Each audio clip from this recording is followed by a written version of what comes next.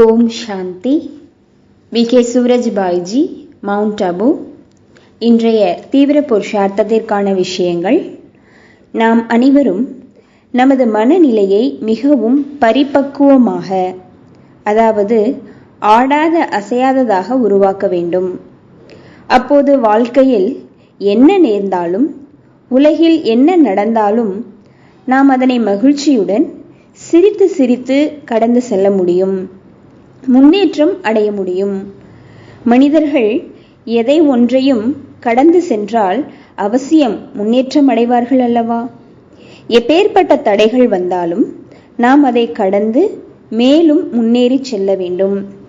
அதற்கு மிக அவசியமானது கர்ம எந்திரியங்கள் மீது வெற்றியடைவது. ஆன்மீக வாழ்க்கையில் கர்ம எந்திரியங்கள் சீத்தளமடைகின்றது. அப்போது நாம் மிக பெரும் பிராப்திகளை அனுபவம் செய்ய முடியும். பகவானுடைய மகா வாக்கியம் என்னவென்றால், சத்தியுகத்தில் நீங்கள் தேவதைகளாக இருந்த பொழுது உங்களுடைய ஒவ்வொரு அங்கமும் சுகந்தமானதாக இருந்தது.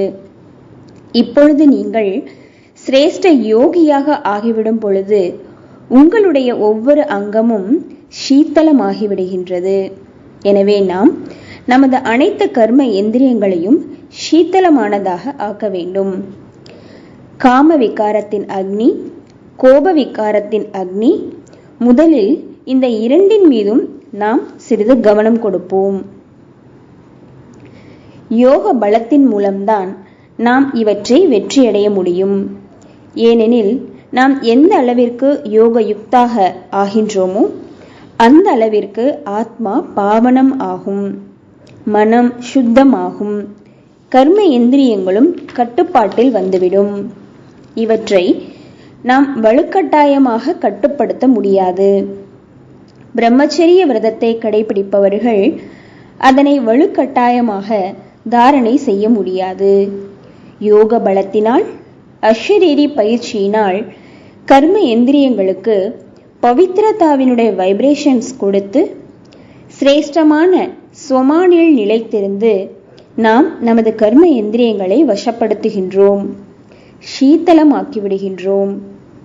வசப்படுத்துவது என்பது வேறு, ஆனால் கர்ம எந்திரியங்களை சீத்தளமாக்குவது என்பது மிக உயர்ந்த நிலையாகும்.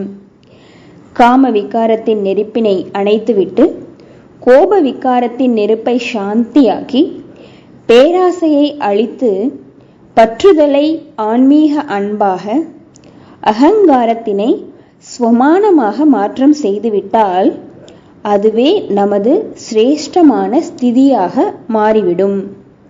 எனவே நான் கவனம் கொடுக்கின்றேனா என்பதை பற்றியும் நாம் சிந்தனை செய்ய வேண்டும். நாம் நமது கண்களை சிவில், அதாவது தூய்மையாக்கிட வேண்டும்.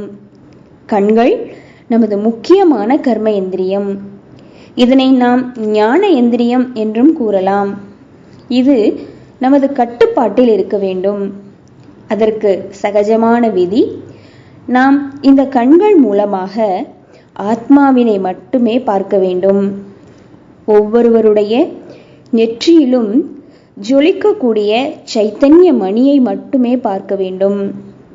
கண்கள் திறந்தால் இந்த உலகில் நாம் எவற்றையெல்லாம் பார்க்கின்றோமோ அதனை இவை அனைத்தும் அழியக்கூடியவை, அற்பகால சுகம் கொடுப்பவை, சதாகால சுகம் இவற்றில் கிடையாது.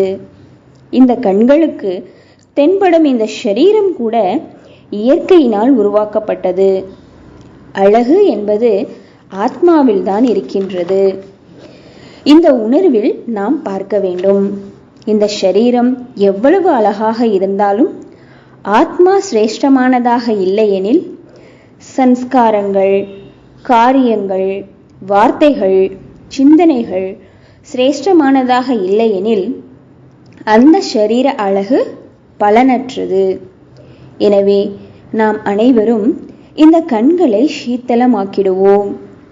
உண்மையான யோகி என்றாலே அவர்களுடைய கண்கள் சீத்தளமானதாக இருக்கும். கண்கள் மூலமாக உண்மையான தூய்மையான வைப்ரேஷன்ஸ் வெளிப்பட்டு கொண்டிருக்கும். அந்த வைப்ரேஷன்ஸ் மற்றவர்களையும் சீத்தளமானவர்களாக ஆக்கிவிடும். இந்த கண்கள் மூலமாக நாம் பகவானை பார்க்கின்றோம். நமக்கு இந்த கண்கள் தெய்வீக பார்வையுடையதாக ஆகிவிடுகின்றது.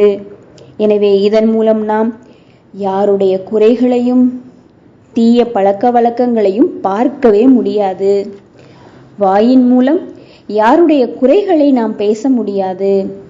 பகவானுடைய அமிர்தம் போன்ற இந்த முரளி கேட்கின்ற காதுகள் மூலமாக கெட்ட வார்த்தைகளை, எனது உனது நிந்தனைகள், அபச்சொற்கள் எதையும் கேட்க முடியாது. இதனால்தான் நமது கர்ம இந்திரியங்கள் அனைத்தும் சீத்தலம் அடைகின்றது. அப்பொழுதுதான் இந்த கர்ம இந்திரியங்கள் முழுமையாக நம்முடைய கட்டுப்பாட்டில் உள்ளது என்று கூற முடியும். பிறகு நமக்கு அதீந்திரிய சுகத்தின் அனுபவமும் ஏற்படும். நம்முடைய கர்ம இந்திரியங்கள் ஒரு ஆமையை போன்று அந்தர்முகியாக ஆகிவிடும். வெளிநோக்கு முகமான வெளி உலக ஆகர்ஷணம் இவை அனைத்தும் அழிந்துவிடும். வாருங்கள், நாம் அனைவரும் சுயராஜ்ய அதிகாரிகளாக ஆகிடுவோம். மாஸ்டர் சர்வ சக்திவானாக கர்மேந்திரியங்களுடைய ஜீத்தாக ஆகிடுவோம். அங்கங்களையும் சீத்தலமாக ஆக்கிடுவோம். ஓம் சாந்தி.